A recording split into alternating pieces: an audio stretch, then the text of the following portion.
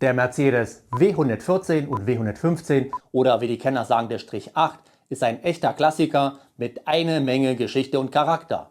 Heute erfährst du, warum dieses Modell der erste wirklich moderne Mercedes war und warum er sowohl Taxifahrer als auch Zuhälter begeistert hat. Ja, so war das tatsächlich. Also anschnallen und los geht's!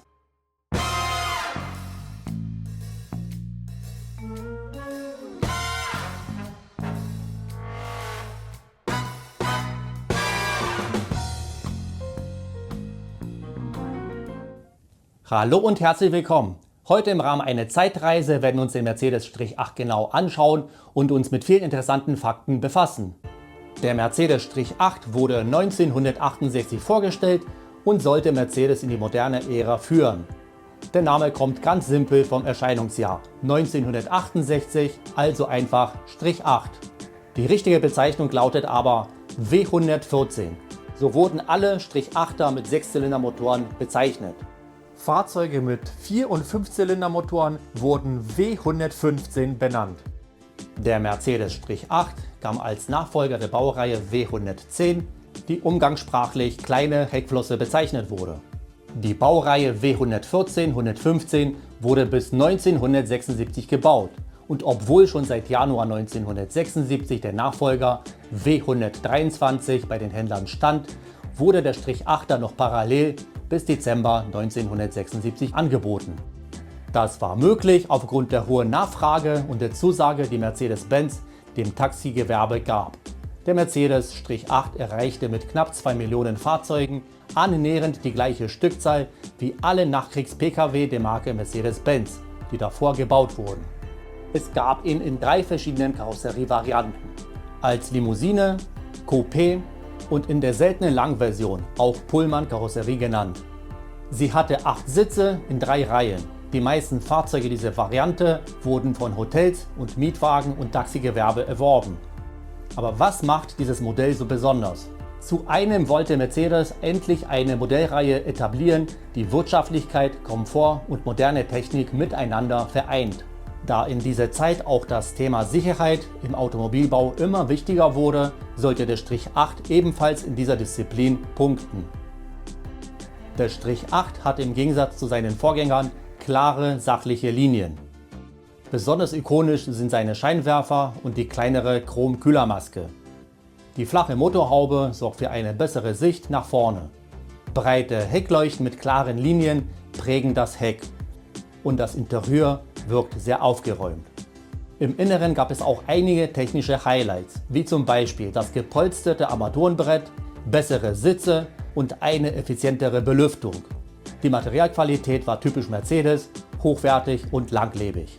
Das große technische Highlight war seine Hinterachse. Die Hinterachse war keine Eingelenkpendlerachse mehr, sondern eine Schräglenkerachse, die dem Wagen eine bessere Straßenlage sicherte. Diese Neukonstruktion wurde bei Mercedes aus Marketinggründen Diagonalpendelachse genannt, um die damals aktuelle S-Klasse W108-109 mit ihrer Pendelhinterachse nicht als veraltete Konstruktion erscheinen zu lassen. Eine Besonderheit waren die 4 serienmäßigen Scheibenbremsen und die Fußverstellbremse mit einem Entriegelungszugknopf am Armaturenbrett. Ansonsten war die Serienausstattung sehr zurückhaltend. Selbst der rechte Außenspiegel war nur gegen Aufpreis erhältlich. Gegen Aufpreis konnte man auch elektrische Fensterheber, eine Klimaanlage oder sogar ein Autotelefon erhalten, was in den 70er Jahren als ein echtes Hightech galt. Der Strich 8er gilt als ein sehr robustes Fahrzeug. Ein 240er Diesel, der zwischen 1976 und 2004 mit 3 Austauschmotoren 4,6 Millionen Kilometer zurücklegte, ist der beste Beweis dafür. Er befindet sich heute im Mercedes-Museum in Stuttgart. Und jetzt wird's spannend. Die Motorenpalette, die weitere robuste Aggregate beinhaltet. Beim Strich 8er gab es jede Menge Auswahl, sowohl für Benziner als auch für Dieselfans. Seine Benziner gelten als gesellige Spritschlucker. Der kleinste war der 2 Liter Vierzylinder mit 95 PS. Das Topmodell war der 280er-E, der mit seinem 6-Zylinder 185 PS produzierte und Fahrleistungen auf Sportwagenniveau möglich machte. Der 280e beschleunigte aus dem Stand auf 100 km/h in 9,9 Sekunden. und erreichte eine Höchstgeschwindigkeit von 200 km pro Stunde. Hier ein kleiner Vergleich. Der Porsche 911 war mit 210 km/h nur 10 km pro Stunde schneller und beschleunigte von 0 auf 100 in 9 Sekunden. Das ist schon beeindruckend, wie gut der Mercedes mithalten konnte, obwohl er 3 Sitzplätze mehr hatte. Und gerade deshalb, aufgrund der Fahrzeuggröße und der enormen Motorleistung, ist er in der Rotlichtszene sehr beliebt gewesen. Und jetzt zu den Dieselmotoren, die unbestritten die Spezialität von Mercedes waren. Der Strich 8er profitierte davon und konnte deshalb im Punkto Sparsamkeit und Langlebigkeit glänzen. Der 200D ist der kleinste Dieselmotor, der damals angeboten wurde. Mit seinen bescheidenen 55 PS konnte er keine Bäume rausreißen. Er ist aber sehr sparsam und fast unzerstörbar. Fahrleistungen von mehr als 1 Million Kilometer sind keine Seltenheit. Deshalb war er unter den Taxifahrern sehr beliebt. In Afrika gibt es sogar heute noch Strich-8er Modelle, die als Taxis genutzt werden. Sie sind sehr zuverlässig und laufen immer noch wie am ersten Tag. Die stärkste Dieselvariante, die ab 1974 erhältlich war, ist der 3 Liter 5-Zylinder.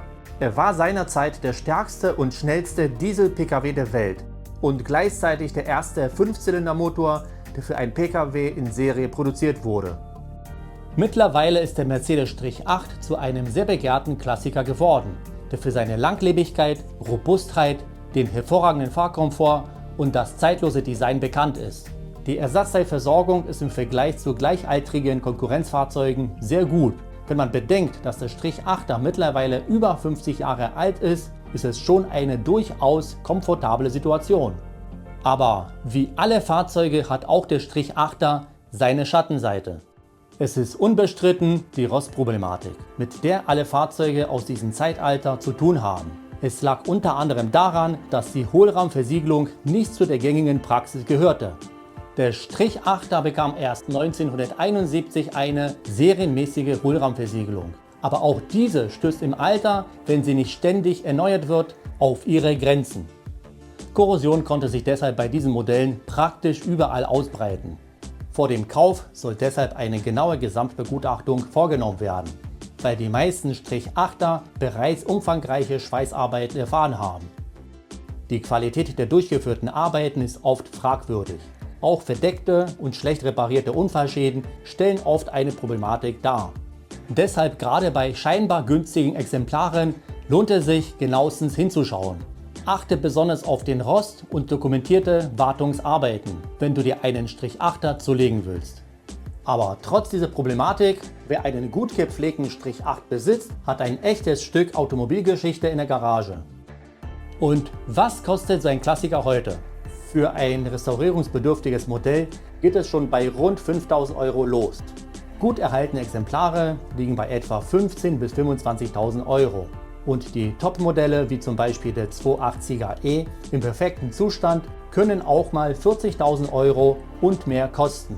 Interessanterweise steigen die Preise kontinuierlich. Wer also einen gut erhaltenen Strich-8er besitzt, der hat nicht nur viel Spaß mit dem Wagen, sondern auch eine echte Wertanlage. Der Mercedes-8 ist ein echter Klassiker mit Charme und Charakter.